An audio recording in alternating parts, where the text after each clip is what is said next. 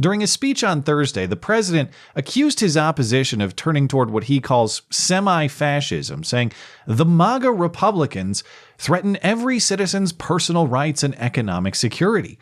They threaten our very democracy itself through refusal to accept the vote and through their embrace of political violence. It's unclear how all of that is only semi-fascistic, so I suppose we all have room to grow from just little Hitlers into the full Führers he knows we all strive to be. Also unclear how he exempts himself from the same accusations. He talks about defending your personal rights while in the same speech arguing that your own defense of them should be diminished. And I promise you we're not stopping here.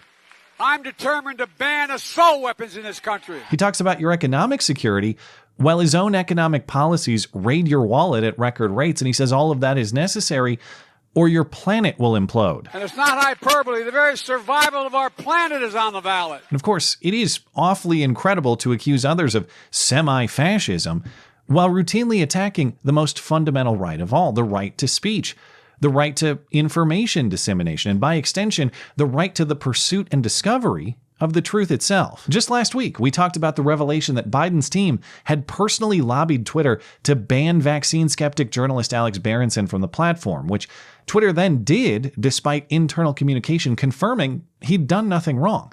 And a lawsuit then forced Twitter to admit that publicly too. And despite the fact checks that told you that listening to Psaki and company tell you they were doing this at the time. Yes, we tell social media companies what material to take down, that taking them at their word was in fact misinformation. But of course, the so-called conspiracy theories are now a lot like the weather, according to the old saying. If you don't like them, just wait 5 minutes and they'll change. So sure enough, this week, Meta CEO and Facebook founder Mark Zuckerberg transformed yet another one from kooky fantasy to confirmed truth. Zuck was on Joe Rogan's show, and the topic of handling misinformation naturally came up, and Joe asked about Twitter's handling of the Hunter Biden laptop story, and Zuck had only the second worst answer on the topic of late. At least he didn't say that he wouldn't have cared if Hunter Biden had dead kids in his basement, so credit where due. But he did say that the FBI approached his company just prior to the 2020 election to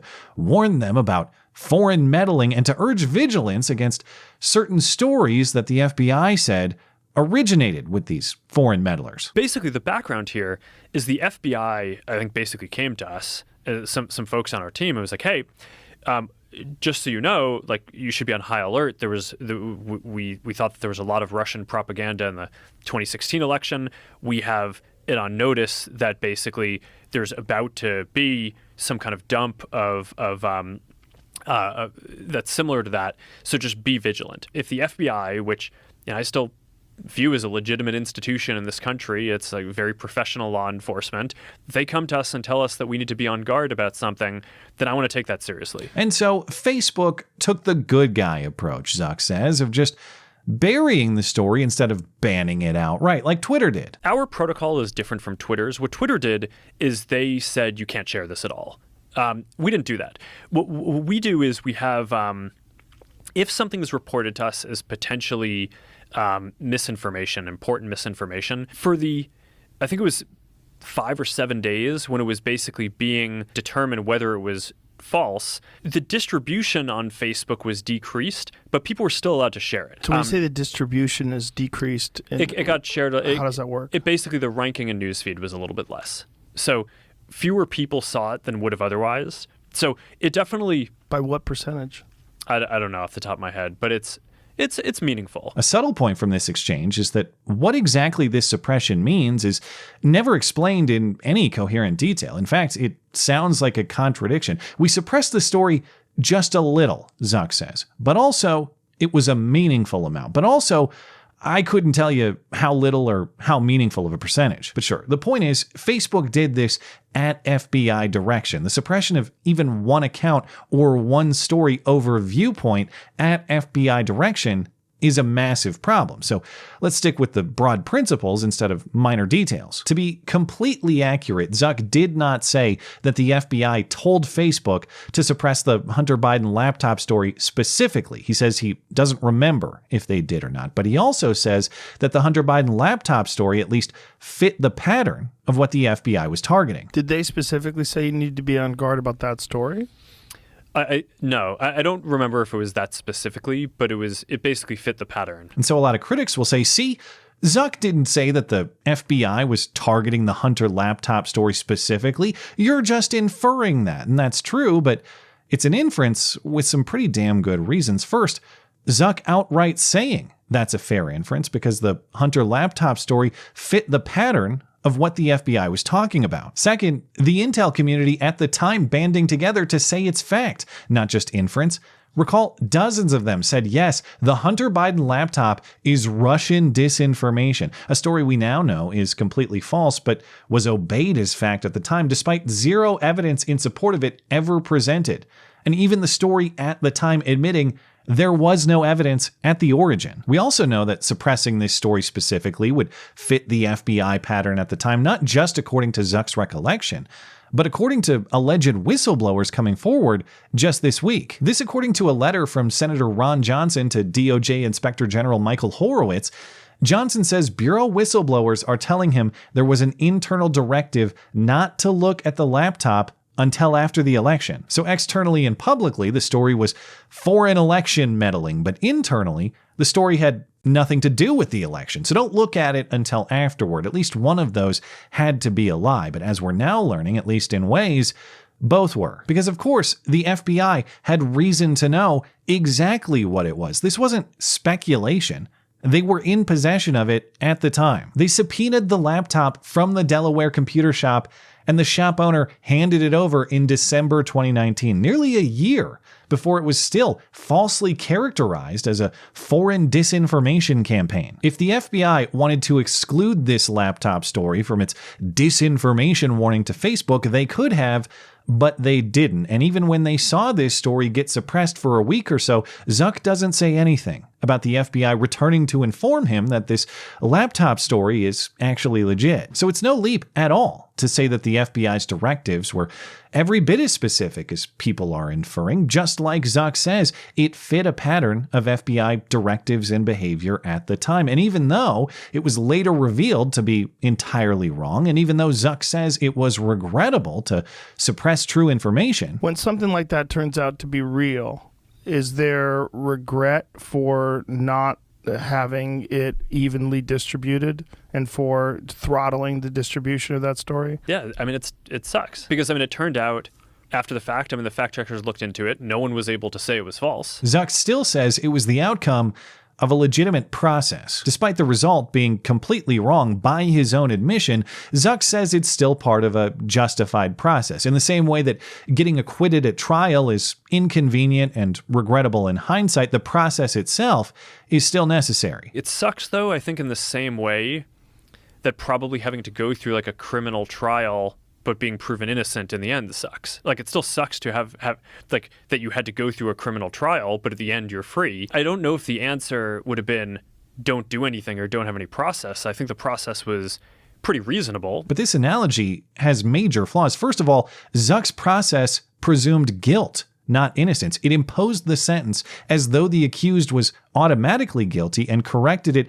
only when innocence was proven later. That is a reversal of the burden of proof. Secondly, we don't have trials based on accusations alone. There's got to be some basis in evidence to bring a charge. And as we know, not just now, but as we knew then, the FBI and the intel community never had any. This was like bringing a murder charge without any actual body, just a hearsay claim that someone heard someone say that someone got killed, but no evidence to that effect. We shouldn't bring a murder charge in that scenario, and so we shouldn't bring a disinformation charge in this one. And all this deference to the FBI is because Zuck doesn't want to police opinions, actually. It's because he doesn't want to become a ministry of truth, enforcing on you what's true and what's false. He says that's not why he started this project all those years ago. Part of how you build something that can serve billions of people is by not telling people what to think. Valuing that people can believe different things and aren't the result of them being tricked or something like that. It's like they believe what they believe for a reason. I didn't get into this to basically judge those things. I got into this to design technology that helps people connect. The Hunter Biden case that you talked about before, I don't want our company to decide what's misinformation and what's not. So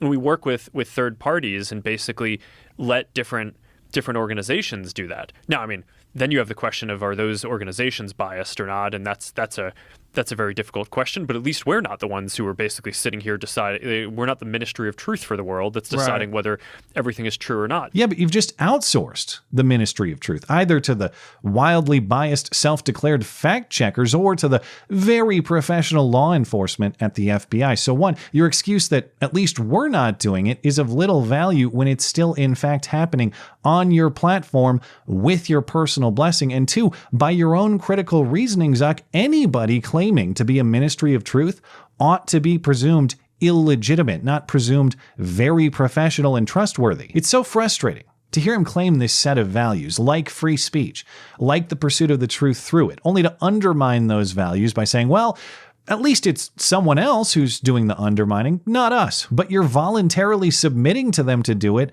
on property that you control. Why is the FBI ministry of truthing on Facebook any better than Mark Zuckerberg personally ministry of truthing on Facebook? What is the difference, either morally or in practical effect? The same politically motivated censorship is the end result. And the political motivations had political consequences because, of course, beyond the broad moral implications of censorship, polling suggests this decision may have swayed the election itself. A post-election poll from the Media Research Center found that half of Biden voters knew nothing of the Hunter laptop story, and almost 10% of Biden voters say they wouldn't have voted for Biden if they knew of the story prior to their vote. Now, of course, you can pick at that poll. It's one of a kind. It was conducted by a conservative organization. How the questions are asked and how the laptop story is framed can influence responses. All of that is true. But the point is, we don't actually know what effect the laptop story would have had on votes because it wasn't given a fair chance for consideration. And in the context of an election where several key states were decided by margins within 1%, even the tiniest illegitimate influence can have significant effect. If Arizona, Georgia, and Wisconsin shifted 1% for Trump, for example, the electoral map becomes a 269-269 tie. A 1.5% shift moves Pennsylvania and the election outcome along with it. And Zuck insists he is keenly aware of that risk, that election integrity is of such importance that he not only focuses on that goal on Facebook, but he personally donates millions to the cause and did so in 2020 to support the unique needs of mail-in voting in a way that we're supposed to believe actually saved that election. He tells us all the different ways in which he believes in free speech and a legitimate vote, but he demonstrates other things with his actions. Even if I want to be generous in believing him that he was just trying to help with his 2020 Facebook censorship and his giant bags of cash for questionable election methods. At some point, learning from mistakes is a requirement for good faith to be believed. Lessons get learned, not disregarded. Otherwise, they aren't lessons at all. They're intentions. To that point, Zuck has ended his donations for this upcoming midterm cycle at least, but in a blog post just 10 days ago, Meta announced it will continue the policies it had in place for the 2020 election, despite Zuckerberg saying at least this laptop story outcome was incorrect and regrettable. And of course, no, this Meta policy isn't just about protecting information about how to vote, like your polling place or how to register. It once again includes the oversight of the information you'll evaluate to make your decision. Once again, their fact checkers will label things debunked so that you can decide for yourself, they say, without explanation for how that isn't an insane contradiction. This post also doesn't say whether the little but meaningful information suppression from last time that Zuck described will continue, but in the absence of an explanation otherwise, and in the context of a description of how everything from last time will resume or even expand, I wouldn't expect the role of the truth ministers to diminish, no matter how regrettable Zuck says their services are. So when the same completely true stories are suppressed, when the same people are banned for talking about them, when Nancy Pelosi impossibly retains her gavel, when all the same lessons are ignored and all the same mistakes are repeated, when you finally arrive at your gulag cell, just remember what's important. At least it wasn't Zuck who did it. And please, ignore him on the other side of the bars pointing and laughing at you. That, too, is just a regrettable coincidence. Thanks, as always, for listening and for supporting this channel. Always appreciate that thoughtful discussion down below, and especially over on Minds. That is at ML Christiansen. You're always welcome to coming out and chat in my live streams. Those are linked down in the description. Looking forward to it. Goodbye.